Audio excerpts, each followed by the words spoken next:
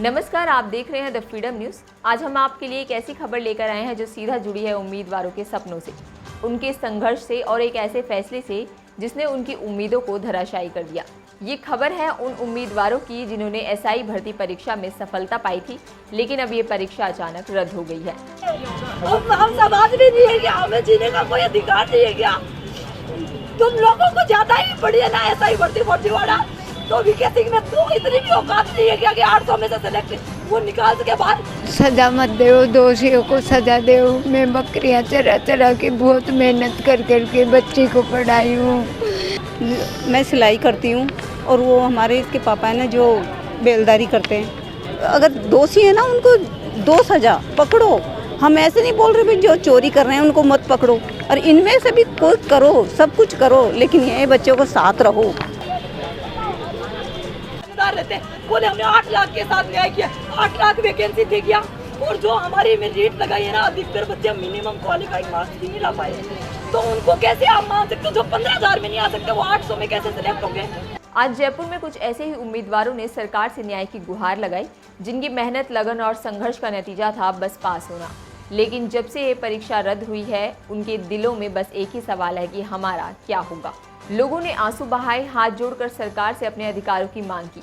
इस परीक्षा में सफलता पाकर ड्यूटी पर जा चुके अभ्यर्थियों को अचानक इस परीक्षा के रद्द होने का सामना करना पड़ा।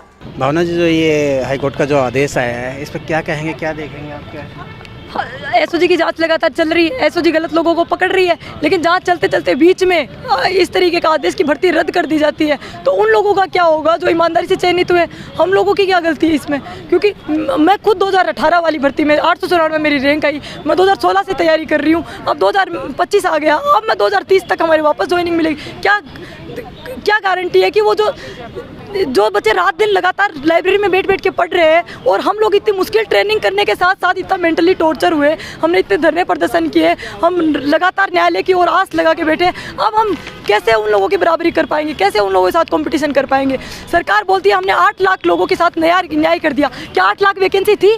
859 वैकेंसी थी, और इस भर्ती को रद्द कराने में बहुत सारे लोग तो वो हैं जो 15 गुना में यानी कि 20,000 में भी सेलेक्ट नहीं हुए थे, जिनके मिनिमम क्वालिफाइंग मार्क्स भी नहीं आए, तो वो अब जिनका सिलेक्शन नहीं हुआ उनकी सज़ा हमें क्यों दे रहे हैं? और जिन लोगों ने लालच में आके पेपर लिया तो वो उन लोगों की गलती, हमारे मौलिक अधिकार क्यों छीन रहे हैं? ये कोई भर्ती नहीं है, ये नियुक्ति है। हमें 2 साल हो गए ज्वाइन किए हुए, इतनी मुश्किल ट्रेनिंग करे, अब बस एक झटके में बोल दिया कि तुम लोग अपने घर जाओ। क्यों भाई?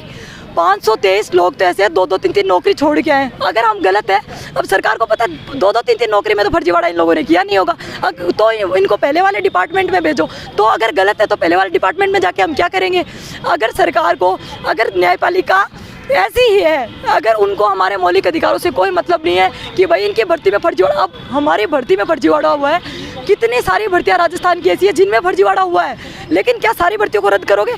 क्या सारी भर्तियां रद्द की जाएंगी? लेक्चरर जैसी भर्ती में जो कि बच्चों की नींव बनाते हैं, 15 दिन पहले पेपर लीक हो जाता है। पटवार भर्ती में पेपर लीक, हाईकोर्ट एलडीसी में पेपर लीक। हाईकोर्ट एलडीसी कोई नॉर्मल नौकरी नहीं है, वो ये कोर्ट में क्या होता है, सारी प्रोसेसिंग वो ही लिखते हैं सब कुछ, वो कोई नॉर्मल नौकरी नहीं है। क्या वहाँ पे वो फर्जीवाड़ा नहीं करेंगे? उस भर्ती को आपने रद्द नहीं किया।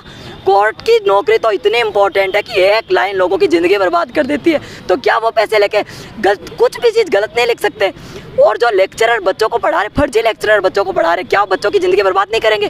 तुम लोग ऐसा ही भर्ती के पीछे क्यों पड़े हो? अगर भर्ती रद्द करनी थी, पेपर लीक हुआ, कोई बात नहीं, 2021 में कर देते, हमारी पूरी तैयारी थी, हम वापस एग्जाम देते, वापस पास करते, लेकिन हम 15 महीने हमने ट्रेनिंग करी, इतनी मुश्किल ट्रेनिंग, 3 बजे उठ के फायरिंग में जाते थे, सब कुछ करते थे, लेकिन बाद में अब बोले कि तुम लोग मैं तो मान लो कि वापस भी सिलेक्ट हो जाऊँ, तीसरी बार भी सिलेक्ट हो जाऊंगी। जैसे कि हमारे साथ की एक लड़की है, तीसरी बार एसआई का इंटरव्यू दिया, लेकिन कितनी सारी लड़कियां हमारे साथ है विधवा कैटेगरी से है, तलाकशुदा कैटेगरी से, उनकी बेटियां इतनी बड़ी बड़ी हो चुकी है, वो क्या उनके साथ तैयारी कर पाएंगी? एसओजी का वीके सिंह ने खुद ने कोर्ट में कहा 3 लोग फरार है, 6 संदिग्ध है और अलगाव हो सकता है। जब कोर्ट में वीके सिंह को लगता है कि भाई अलगाव हो सकता है, वही इंसान बाहर आके मीडिया में फेमस होने के लिए, सुर्खियां बटोरने के लिए क्यों बोलता है कि 150 लोग फर्जी है? 150 लोग भाग गए, कोई नहीं भागता। सुबह शाम दोनों टाइम हमारी सबकी पुलिस लाइन में हाजिरी होती है और हम यहीं रहते हैं, हम मुख्यालय छोड़ के कहीं जाते। अब हम यहाँ है ना, आपको इतने से थानेदार दिख रहे हैं ना, हम लोग यहीं के हैं, हम यहीं रहते हैं पूरे दिन। तो बस किसी को तो हनुमान बेनीवाल को अपनी राजनीति करनी, कांग्रेस बीजेपी, हमारी क्या गलती है भाई? हमारी गलती ये है कि हमने रात दिन पढ़ाई करके 2021 की भर्ती में फॉर्म भरा, बस यही गलती है हमारी। अगर रद्द करना था तो पहले कर देते, हमें कोई दिक्कत नहीं है। हमारी भर्ती को रद्द किया, सारी भर्तियों को रद्द करो जो 2013 के बाद में जितने में भी फर्जीवाड़ा माना है एसओजी ने, लेकिन ये कोई तरीका नहीं है। हमारे मौलिक अधिकारों का हनन क्यों भाई? हम इंसान नहीं है, जानवर के लिए भी सुप्रीम कोर्ट ने तो कुत्तों के लिए भी कितना सोचा है, तो हम तो इंसान है ना, तो वो जानवरों के बारे में सोच सकते हैं। इंसानों के मौलिक अधिकारों को एक झटके में रद्द की जाती है भाई, क्यों करोगे रद्द? हम पढ़ रहे थे, हम रात को 2:30 बजे उठ के लगातार पूरे दिन सुबह से शाम हम पढ़ रहे थे, लोगों से नहीं मिलते थे, पूरे दिन घर में रहते थे। मैं खुद सरकारी स्कूल कॉलेज में पढ़ी हुई, मोरारका कॉलेज की एमएससी की टॉपर हूँ मैं। तो हम इतने क्वालिफाइड, हम इतने पढ़े, इतनी मुश्किल हमने पढ़ाई करी, फिर हमें भेज रहे घर, क्यों भाई? हमारे मौलिक अधिकार नहीं है क्या? या तो लोकतंत्र मर गया, या फिर न्यायपालिका की सर्वोच्चता जो सब स्वीकार कर रही है कि न्यायालय का निर्णय हमें मंजूर है, लेकिन हमें मंजूर नहीं है। क्यों मंजूर होगा भाई? तुम लोग हमारी ज़िंदगी बर्बाद कर रहे हो, हमारी कोई बात सुनी नहीं आप लोगों ने। लेकिन हम डबल बेंच तक और सुप्रीम कोर्ट तक अंतिम लड़ाई लड़ेंगे। फिर भी अगर हमारा पक्ष नहीं रखा गया तो हम मान लेंगे कि भारत में न्यायपालिका न लोकतंत्र, हम अपनी किस्मत के सारे जी लेंगे अपनी।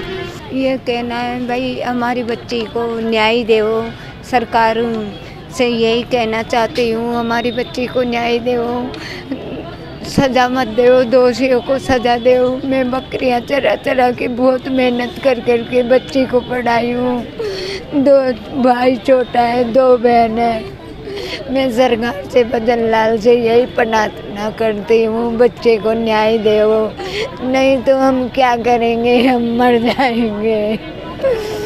हम क्या करेंगे? भजन लाल से हाथ जोड़ के यही प्रार्थना कर, बच्चे को न्याय दो, दोषी है उनको दोषी दो, बच्चे को सजा मत दो, नहीं तो हम मर जाएंगे। मैं यही प्रार्थना करती हूँ भजन लाल जी से, देखो बच्चों के साथ रहो, जैसे पहले थे ना वैसे ही अभी साथ रहो। मैं सिलाई करती हूँ और वो हमारे इसके पापा है ना जो बेलदारी करते हैं, और 3 बच्चियाँ हैं, तो यही जैसे सिलेक्ट हुई है, पहले मास्टरों की तैयारी की है और अब है ना उसमें नहीं रह गई थी, फिर एक फरवाड़ों की में पास हो गई। तो पहले उसका फिजिकल किया, फिजिकल में सही नंबर आए थे उसके, फिजिकल में से वो हो गई, फिर उसका दोनों को बराबर आए, तो पहले इसने ज्वाइनिंग कर ली, फिर इसमें उनको छोड़ दी, तो भाई मैं थानादार बनूंगी, तो इसने थानादार की ज्वाइनिंग की और फरवाड़े को छोड़ दी।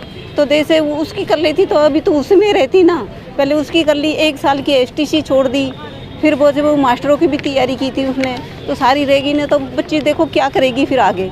तो मैं यही प्रार्थना करती हूँ, जैसे बच्चों के साथ रहो और आगे भी उनका ना बच्चों का साथ दो, और उनका ना जैसे कोई भी है उनकी ऐसे हिम्मत बंधाओ। आप ही नहीं करोगे तो फिर कौन करेंगे? और आप ही भजन लाल जी के पीछे सब बच्चे हैं, अगर दोषी है ना उनको 2 सज़ा पकड़ो। हम ऐसे नहीं बोल रहे भाई जो चोरी कर रहे हैं उनको मत पकड़ो, और इनमें से भी कोई करो, सब कुछ करो, लेकिन ये बच्चों को साथ रहो। अब मैं यही हाथ जोड़ के यही प्रार्थना करती हूँ, अब बच्चों का ना साथ दो और बच्चों के साथ रहो। जैसे डबल डीपी में ना उसमें जाएंगे कोर्ट में, तो उनका भी साथ दो, तो बच्चे आगे वो रहे। अगर बच्चे गांव में जाएंगे क्या बोलेंगे बच्चे? बाहर से हमारे से फ़ोन में बात नहीं कर रहे बच्चे, हम क्या करेंगे? आप किसी से बिलोंग हुआ, आपके पीछे कोई मंत्री या एमएलए ने किसी ने कुछ सहारा नहीं, किया? नहीं, सरकार के द्वारा कोई? नहीं, हम किसी से नहीं करे कुछ भी अभी। आप लोगों का आगे कोई प्लान? हम गरीब आदमी हैं, क्या जानते? हम तो कुछ भी नहीं भी जानते, ये हम तो यही है बस। हम क्या जानेंगे सरकार को और कोई एमएलए को क्या जानेंगे? गरीब आदमी टोकरी ढो के बच्चे को मेहनत कर के बढ़ाए। हम सरकार से भजन लाल से यही प्रार्थना करते हैं, बच्चे के साथ रहो। सर देखो, हमारी जो माननीय न्यायाधीश और जो माननीय न्यायालय ने जो निर्णय दिया है एसआई भर्ती रद्द करने का, उसके विरोध में प्रदर्शन कर रहे हैं हम चयनित अभ्यर्थी। हमारी मांग है कि जो निर्दोष लोग हैं उनको सज़ा नहीं दी जाए, और जो दोषी लोग हैं उनको आप पकड़ो, उनको सज़ा दो। और क्योंकि अगर भर्ती रद्द कर दी जाती है तो इसको बिल्कुल एक तरीके से समाप्त कर दिया जाएगा पूरे केस को, और जो दोषी लोग हैं वो अभी भी बचे रह जाएंगे। हमारे जैसे निर्दोष लोग हैं उन लोगों के साथ अन्याय हो जाएगा। इसमें देखो जो प्राकृतिक न्याय का सिद्धांत है उसके बिल्कुल विपरीत हुआ है। एक दोषी रह जाए तो सारे निर्दोषियों को इसके मतलब दोषी करार दे दिया गया है एक तरीके से, और उनके साथ अन्याय हुआ है। सारे जो निर्दोष लोग थे इसमें देखो पूरे 700 लोगों में से लगभग 500 साढ़े 500 लोग ऐसे हैं जो पूर्व में नौकरी छोड़ के आए हैं। इसके अलावा भी सेंट्रल गवर्नमेंट है, स्टेट गवर्नमेंट है और एक्स सर्विस मैन है, उन लोगों ने नौकरी छोड़ के इस नौकरी को ज्वाइन किया था। अब उनके साथ ऐसा कोई विकल्प बचा नहीं है, और जो लोगों का पैरेलल सिलेक्शन हुआ है RS में, फर्स्ट ग्रेड सेकंड ग्रेड में, उन लोगों को जाने के लिए न्यायाधीश महोदय ने कोई ऐसा गाइडेंस और ऐसा कोई भी लाइन नहीं लिखी है। हमारी तरफ से जो भी बहस की गई थी, न्यायाधीश महोदय ने सिर्फ एक तरफा निर्णय दिए हैं जिसमें सिर्फ भर्ती को रद्द किया गया। हमारे लिए कोई भी एक मध्यम मार्ग नहीं अपनाया है, जिससे हम बहुत ही दुखी हैं, आहत है इस निर्णय से, क्योंकि और सरकार भी, हम चाहते हैं कि सरकार इस निर्णय के विरुद्ध हमारे साथ डबल बेंच में हमारे साथ रहे, हमारे साथ जाए। इससे पहले भी सरकार ने हमारा साथ दिया है क्योंकि हम सही थे और इसलिए सरकार हमारे साथ थी, और आगे भी हम चाहते हैं कि सरकार हमारे साथ रहे और हम भी अंत समय तक लड़ेंगे, जहाँ तक लड़ा जा सकता है, अंत जहाँ तक हो सकता है इसका, जहाँ तक हम जीतेंगे तब तक हम इसकी पूरी लड़ाई लड़ेंगे, क्योंकि हम लोगों ने इसको बहुत मेहनत से पाया है। और इसके विरुद्ध हम देखेंगे कि जैसे ये जो लोग धरने प्रदर्शन कर रहे थे, उन लोगों में से 90% लोग तो ऐसे लोग हैं जिन्होंने एग्ज़ाम तक नहीं दिया, वो लोग धरने कर रहे हैं, और एक ऐसे सिर्फ अपनी नेतागिरी चमकाने के लिए वो लोग धरने प्रदर्शन कर रहे हैं, पटाखे फोड़ रहे हैं। हम जैसे लोगों को देखा जाए तो हम लोगों ने संघर्ष किया, धरातल पे हम लोग पढ़े, हम लोगों ने संघर्ष किया। अगर उन लोगों को है हिम्मत है परीक्षा देने की, तो दोबारा वैकेंसी निकली, उस एग्ज़ाम में दो, आप इस एग्ज़ाम में भर्ती हो, इस एग्ज़ाम को दो। हमारे साथ अगर ये भर्ती रद्द हो जाती है, हमारे साथ नहीं होता, हमारे 4 साल का हिसाब कोई दे ही नहीं सकता। हम 4 साल वापस से पढ़ना, वापस सारा सब कुछ करना, उतनी मेंटल ना स्ट्रेंथ नहीं, ना फिजिकल रहा, हम कैसे वो कवर पाएंगे? 4 साल की नहीं है, 2018 में भी हमने बहुत से कैंडिडेट थे जिन्होंने रिटन एग्ज़ाम पास किया था, वहाँ पे मेरिट में रह गए, तो वो 2018 से निरंतर तैयारी कर रहे हैं। फिर उन्होंने 2021 में एग्ज़ाम दिया, 2023 में ज्वाइनिंग ली, और आज 2025 में बिना किसी इन्वेस्टिगेशन के कंप्लीट हुए।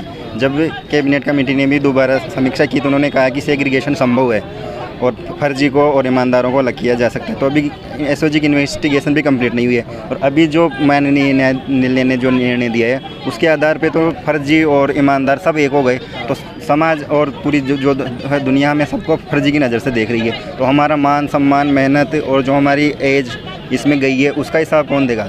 तो हम यही चाहते हैं कि सरकार भी हमारे साथ डबल बेंच में जाए और हमारी मजबूती से पैरवी करे, और जो इन्वेस्टिगेशन जारी है उसमें जो फर्जी हैं उनको निरंतर इन्वेस्टिगेशन के आधार पर पकड़ा जाए, जो ईमानदार है उनके साथ न्याय होना चाहिए। और जो 2021 से पहले भी तैयारी करते आ रहे हैं, मान लीजिए अभी जो माननीय न्यायाधीश ने कहा कि दोबारा एग्ज़ाम दे लो योग्य, तो उसके आधार पे तो जो 2026 में एग्ज़ाम लगेगा, फिर 2 साल बाद ज्वाइनिंग होगी, फिर 1 साल की ट्रेनिंग होगी, फिर 1 साल फील्ड ट्रेनिंग होगी, तो इंसान 2030 में जाके 31 में जाके उसका वो होगा प्रोबेशन कंप्लीट। जो इंसान 2021 में ज्वाइनिंग ले लिया वो 2031 में जाके प्रोबेशन कंप्लीट करेगा, ये कहाँ का न्याय है? तो हम ये कहना चाहते हैं कि जो निर्णय है वो सरासर गलत है, हमारे साथ न्याय नहीं हुआ है, हम न्याय चाहते हैं, और हमारी जो भर्ती है वो यथावत रहनी चाहिए और हमारी फील्ड पोस्टिंग होनी चाहिए। परिजनों को यही रहेगा कि अब डबल बेंच में शीघ्र से शीघ्र अपील करेंगे, और सरकार से भी ये अनुरोध रहेगा कि वो डबल बेंच में जो भी ईमानदार चयनित हैं उनका साथ दें। क्या लगता है डबल बेंच से अपना न्याय मिल पाएगी? हमें माननीय डबल बेंच से पूरी उम्मीद है कि हमें जो ईमानदार चयनित हुए हैं उनको न्याय मिलेगा। जो भी फैसला है वो हमारे खिलाफ आया है, हमारे साथ कोई न्याय नहीं हुआ है। अगर हमें फर्जी मान लिया गया है तो हमें या तो गिरफ्तार किया जाए, अगर वो नहीं मानते हैं कि कुछ लोगों के फर्जीवाड़े की वजह से हमें सबको बर्खास्त किया जाता है, तो अगर अपन अगली वाली भर्ती में भी अगर एग्ज़ाम देने के लिए बैठते हैं तो हमारे साथ फिर हमें वहाँ उसके लायक भी नहीं होने चाहिए। फिर तो या तो हमें अगर दोषी मान लिया तो फिर हमें गिरफ्तार किया जाए, नहीं हमारे साथ न्याय किया जाए। न्यायपालिका क्या है कि न्याय और अन्याय के बीच फैसला करती है। वो निष्पक्ष मतलब कि दोषी है तो उसको सज़ा दो, आराम से SOG द्वारा जांच करवाई गई है, लेकिन उसकी जांच बीच में रोक दी गई। बर्खास्त हमें रद्द करने के बाद वो अब कोई जांच नहीं करेगी, वो अपनी नाकामयाबी की वजह से हमें रद्द की है भर्ती को। तो इसमें कि हमारी नाकामयाबी नहीं है, वो SOG की नाकामयाबी है। मतलब कि इनडायरेक्टली हम कोशिश कर रहे थे इसमें, क्योंकि हम खुल के सामने नहीं आ सकते, सिस्टम का हम भी हिस्सा हैं, तो हमें भी कानून के दायरे में रह के काम करना होता है। तो इसलिए हम क्या कि कानून के खिलाफ हम भी नहीं जा सकते, कल ने हमें भी क्या कि समाज के साथ न्याय अन्याय की परिभाषा को साबित करना है, तो हम खुल के सामने नहीं आ सकते। तो हमारे माता पिता शुरू से कह रहे हैं कि हमारे बच्चे अगर आपको फर्जी लगते हैं तो इनका इन्वेस्टिगेशन करो, एक एक का करो आप इनके, मतलब कि चारों तरफ से अगर आपको ये लग रहा है ना कि 1% भी है तो आप 100% इनका इनके खिलाफ जांच होनी चाहिए आपकी, लेकिन हमें तो पूछा भी नहीं गया, हमारे खिलाफ कोई जांच नहीं हुई, अपनी मर्जी से फैसला दे दिया न्यायपालिका ने। ना हमें कोई थर्ड पार्टी बनाया गया था वहाँ पे, तो भी हमें मतलब कि न्यायालय में भी नहीं पहुँचा गया था कि आपकी क्या राय है इसमें, आप क्या कहना चाहते हो, हम आपको किस नज़रिए से देखें। आप हम यहाँ पुलिस लाइन में रह रहे हैं, लेकिन हमारा बाहर निकलने तक का ऐसा शर्मिंदा होना पड़ रहा है हमें। लोग ऐसे मतलब कि अपने डिपार्टमेंट वाले ऐसे देख रहे हैं जैसे तो हमने कुछ गलत करके आए हैं। ये न्यायपालिका का एक ध्येय वाक्य भी है कि अगर 100 दोषी छूट भी जाए तो एक निर्दोष को सज़ा नहीं होनी चाहिए। तो हमें अगर 800 में अगर 50, 55 या 60 या 150 पकड़े गए हैं, तो फिर भी 750 या 700 बच्चे फिर भी नहीं पकड़े गए, फिर भी वो निर्दोष कैटेगरी में आ रहे हैं, तो फिर ये कैसा न्याय कर रही है न्यायपालिका हमारे साथ। तो हम कहना चाहेंगे न्यायपालिका और सरकार से यही संदेश है हमारा कि हमें अगर यहाँ तो हमारे साथ जो होना था वो हो गया, लेकिन अब हम डीबी में जाएं तो हमारे साथ सरकार का पक्ष होना चाहिए, हमारा यही मानना है। यह उनके लिए न केवल एक नौकरी का सवाल था, बल्कि उनके सपनों और भविष्य का भी था। यह सिर्फ न एक परीक्षा का मामला था, बल्कि उन युवाओं की उम्मीदों का सवाल है जिन्होंने इस मौके के लिए अपने सपने, अपने परिवारों के लिए बहुत कुछ त्यागा। अब जब यह परीक्षा रद्द हो गई है तो उनके मन में एक ही सवाल है, क्या अब उनका यह संघर्ष बेकार चला जाएगा? आज जब एक तरफ कई उम्मीदवारों के चेहरे पर राहत की लकीरें हैं, वहीं दूसरी ओर ये भर्ती परीक्षा कई और उम्मीदवारों के लिए आफत बन चुकी है। जो लोग अब तक अपनी कड़ी मेहनत से सफलता के करीब पहुंचे थे, अब उनके सपने रद्द हो चुके हैं। सवाल ये नहीं है कि यह परीक्षा रद्द क्यों हुई, बल्कि ये है कि क्या इस फैसले से उन उम्मीदवारों का हक वापस मिलेगा जिन्होंने अपनी पूरी जिंदगी इस मौके पर लगा दी। अब देखना ये होगा कि क्या सरकार इन युवाओं की आवाज़ सुनेगी और उनके साथ न्याय होगा। क्या इनकी मेहनत और संघर्ष को सिर्फ एक कागज़ के फैसले से कुचलने दिया जाएगा या उन्हें मिलेगा उनका हक। हम उम्मीद करते हैं कि सरकार इस मुद्दे को गंभीरता से देखेगी और जल्द ही इस पर कोई ठोस कदम उठाएगी। तब तक के लिए आप हमारे साथ जुड़े रहिए और आगे की और तमाम अपडेट्स के लिए बने रहिए द फ्रीडम न्यूज़ के साथ। धन्यवाद।